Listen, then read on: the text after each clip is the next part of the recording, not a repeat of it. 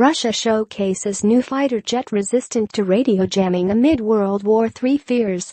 The Sukhoi Su-30SM is an updated version of Su-30MKI, the air superiority fighter built for the Indian Air Force by Russia's Sukhoi aircraft manufacturer.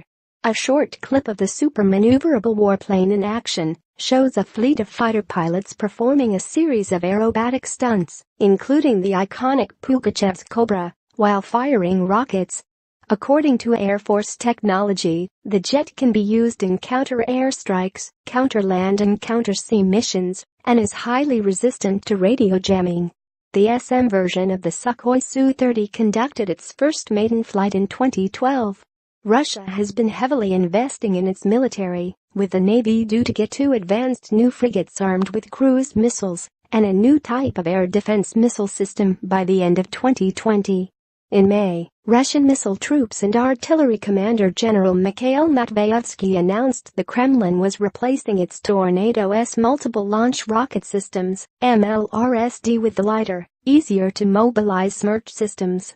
Vladimir Putin also unveiled new T-14 Armata tank, which can annihilate targets more than 5 miles away and is invisible to missiles.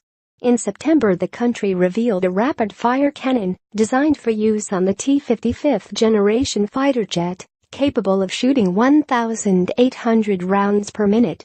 The gun's manufacturers claim it is capable of piercing modern armored vehicles and marks a significant step forward in weapons development for the Russian military.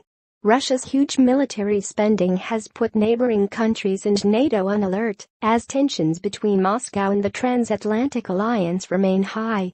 NATO has been gradually increasing its presence on Russia's borders after additional forces were spotted participating in exercises. Last week, Russian Defense Minister Sergei Shoigu lashed out at NATO amassing on its western border, adding Russia must neutralize the emerging threat. He said, "The military and political situation at our western borders remains tense and shows a tendency to escalation. Russia will receive more than 1,800 pieces of new and modernized hardware by the end of this year," he added.